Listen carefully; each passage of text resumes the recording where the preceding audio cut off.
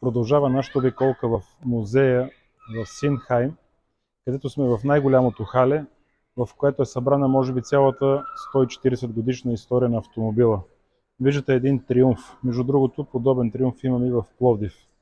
Колекционер от Пловдив притежава такъв. Бентли 3 литра от 23-та година, 85 конски сили. Едно сравнително рядко Lamborghini Oracle в тъмно-синьо от 78 година. Отдясно ще видите Формули 1 от 94-та, изобщо ранните 90 години, когато се състезаваше и Михаел Шумахер. От 96-та година Ферари 310, само че е реплика. Джордан от 91 година в зелен цвят, характерният, 680 конски сили. BMW Zauber от 2007 година, 750 конски сили, от 2400 кубически сантиметра и двигател 8 цилиндъра. Виждате тук от тази страна DeLorean. За съжаление също един трагично приключил проект на Джон DeLorean, който е работил преди за General Motors, но знаете, след финансови нарушения от негова страна, този проект в края на кращата претърпява неуспех и е известен най-вече с факта, че участва в филма Завръщане в бъдещето. Mercedes-Benz 710 SS в перфектно състояние. Mercedes SSK 29 година. Тези автомобили, конкретно SSK, са автомобили в диапазона 8-10 милиона евро и много трудно могат да бъдат видяни извън подобни колекции. Mercedes 710 SS от 29 година и American La France от 1908 година. Вдясно ще видите една много приятна експозиция на Lamborghini и Ferrari. Миурата, която, както знаете, е автомобил на годината за 1966 година, познат от филма Особен урок. И саундтрака, естествено, когато знаете, че един ученик, който кара колело, се влюбва в една доста по-голяма от него какичка, която пък има приятел, автомобилен състезател, който кара именно такова Lamborghini. И така общото се завързва сюжета на филма Особен урок. Едно Ферари, което ознаменува края на най-дълго произвежданото Ферари в историята, именно 17 години и половина, серията 365, 400 и 412, което слага края през 89 година. Всъщност това е последното Ферари, което се произвежда, докато Енцо Ферари напуска този свят през 1988 година. Тук ще видите и култово Lamborghini Countach. То вече е и най-скъпото и най-първото LP500S от 86-та година. Автомобил, който не е много подходящ за каране, особено назад или за влизане и излизане, но вече надхвърля 1 милион евро. Стигаме и до едно Lamborghini LM002, от което са произведени само 301 бройки. За разлика от новото Lamborghini Jeep, което са произведени повече от 20 000 бройки, тук при произведени едва 301 бройки цената за колекционерите е гарантирана. Завъртаме покрай едно Ferrari F40 от 1987 година. Както знаете, двигател е 2900 кубика, V8, 478 кубически сантиметра. Култов автомобил. Произведени са едва 1331 бройки. Едно Ferrari 575M, което е в конкурсно състояние. И естествено няма как да мине експозиция без Ferrari Testarossa от 1988 година, 390 конски сили. Testarossa, знаете, по името на червения цвят на главите на двигателя, който е V12, но 180 градуса. Стигаме до една много интересна и малка приятна колекция от богатите. но автентични Богатите, които са произведени именно от компанията Богати в Молсхайм на времето. Богати 37, 57,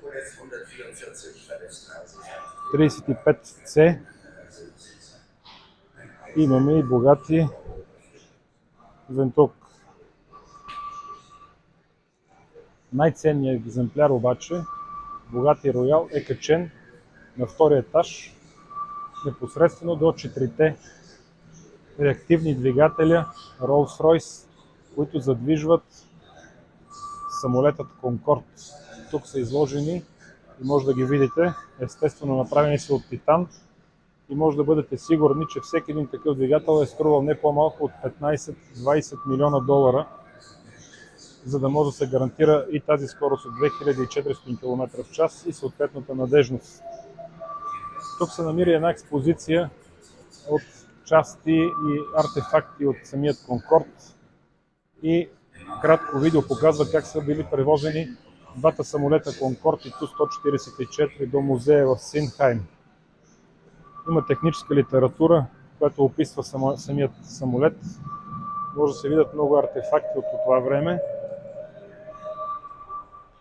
Отново две Богатите 37. Автентичен автомобил от 26-та година. Стигаме до Mercedes 2895 от 22 година, 95 конски сили. Rolls-Royce Silver Ghost от 21 година, легендарно надежден автомобил. Вдясно виждате Ford T в различни изпълнения. В случая това е пожарен автомобил. Mercedes Simplex, също легендарен автомобил.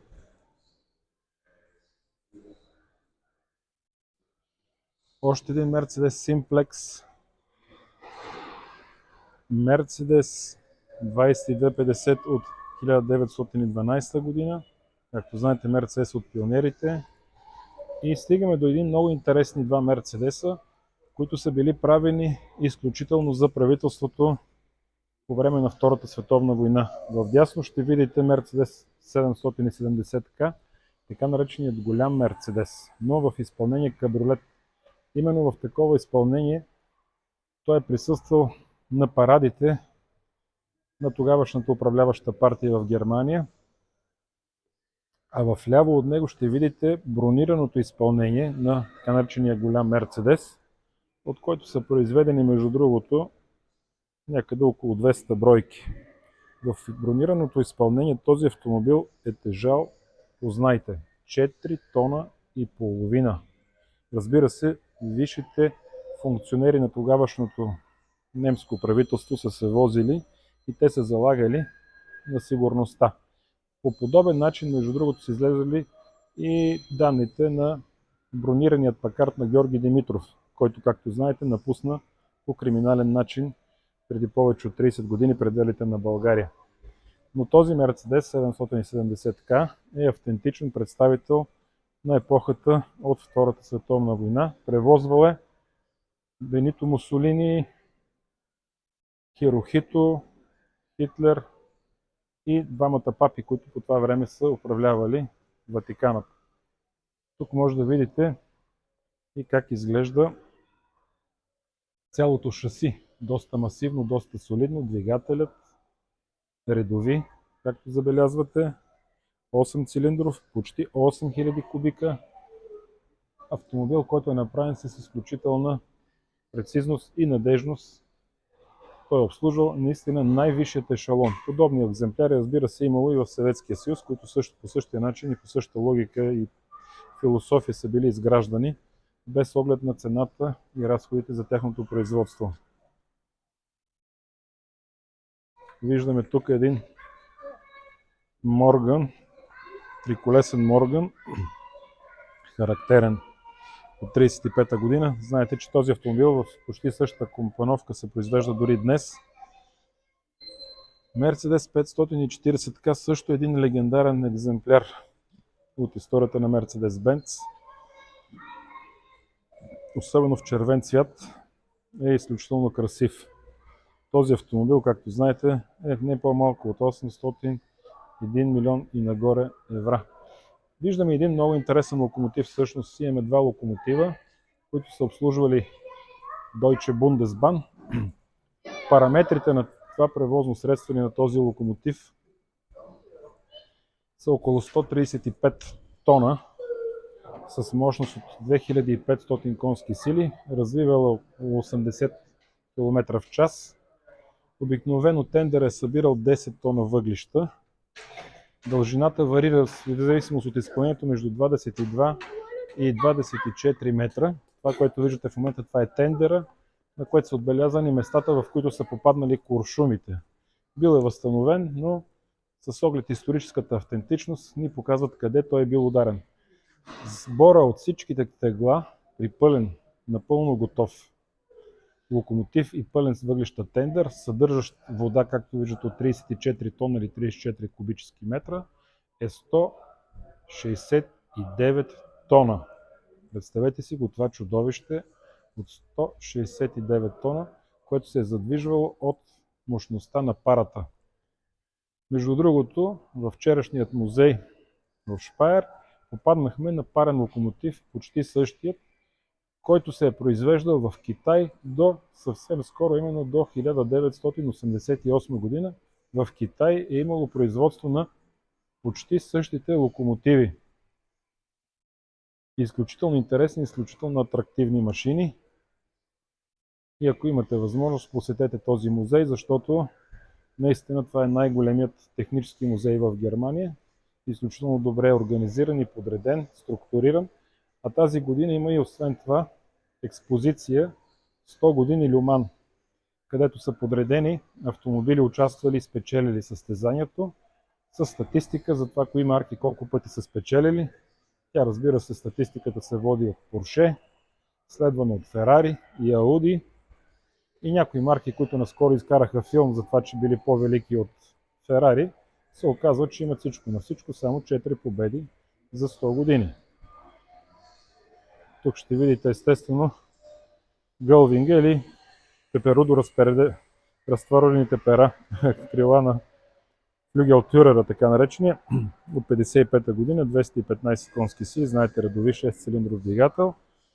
Около него избухна един скандал около реставратор Александър Кинле, който между другото в крайна сметка ще бъде изкупен от Mercedes-Benz и така ще престане да функционира един от най-авторитетните реставратори на Mercedes-Benz от тази епоха и той ще стане част от Mercedes-Benz AG. Дясно виждате Rolls-Royce,